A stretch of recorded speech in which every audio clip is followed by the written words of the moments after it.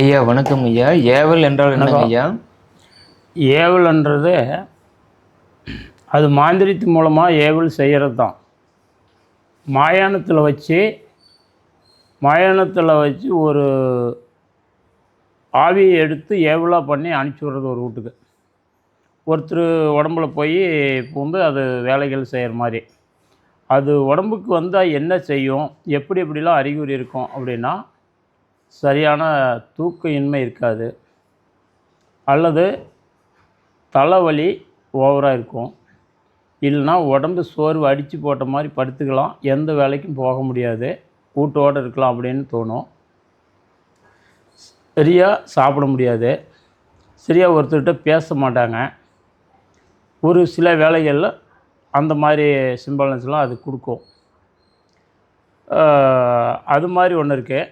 ரெண்டாவது எவ்வளோ அப்படின்னு பார்த்தீங்கன்னா, கை கால் குடைச்சல், ஊச்சலை குத்துற மாதிரி சுருக்கு சுருக்குன்னு குத்துறது,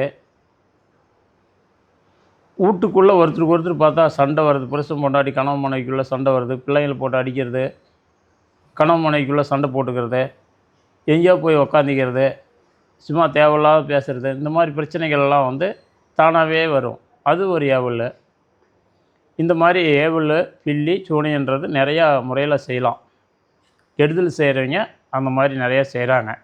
நாம் வந்து கெடுதல் செய்கிறதில்ல யாருக்கும். இந்த மாதிரி பிரச்சனைகள் வந்தால் நாம் குணப்படுத்துகிறோம். சரிங்க ஐயா. அது எந்த மாதிரி முறையில் நீங்கள் குணப்படுத்துறீங்கன்னு சொல்கிறீங்களாங்க ஐயா? அது எவ்வளோ நாளில் தீர்வாகும், குணமாகும்னு சொல்கிறீங்களாங்க ஐயா? நம்மகிட்ட வந்து பார்த்தீங்கன்னாக்கா, ஏவலாக இருந்தாலும் சரி, பில்லியாக இருந்தாலும் சரி, சூனியமாக இருந்தாலும் சரி, காற்றாக இருந்தாலும் சரி, கருப்பாக இருந்தாலும் சரி, திசை கட்டு போட்டிருந்தாலும் உடல் கட்டு போட்டிருந்தாலும் சரி, ஆனால் இதை எல்லாத்தையும் நம்ம ஒரே நாளையில் முடியடித்து 12 நாள்லேருந்து ஒரு 24 நாளைக்குள்ள அவங்களோட பிரச்சனைகளுக்கு தீர்வு கொடுக்குறோம். 12 நாளையில் இருந்து 24 நாளைக்குள்ளே அவங்களோட பிரச்சனைக்கு நம்ம தீர்வு கொடுக்குறோம். இது உறுதியாக சொல்ல முடியுமா அப்படின்னா, உறுதியாக நிச்சயமாக சொல்கிறோம். ஒரு முறைக்கு 2 முறைனாலும் ஒரு டைம் வாங்கி ஆகணும். 50,000 1 லட்சம் வாங்கலை, அதுக்குண்டான செலவு ஒரு 10,000 15,000 வரைக்கும் செலவுக்கு வாங்குகிறோம். அந்த பூஜையை செஞ்சு நல்லா ஆகலனாலும் அந்த பைசா திருப்பி கொடுக்குறேன்னு சொல்லி யாரும் வைத்தியம் பண்ணுறதில்ல. ஆனால் நாம் அதை சொல்லி தான் வைத்தியம் பண்ணுறோம்.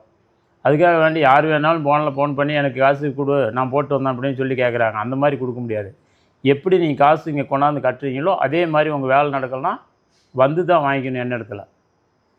நான் ஃபோனில் யாருக்கும் கான்டாக்டே கிடையாது, என்கிட்ட பெரிய ஃபோன் கிடையாது.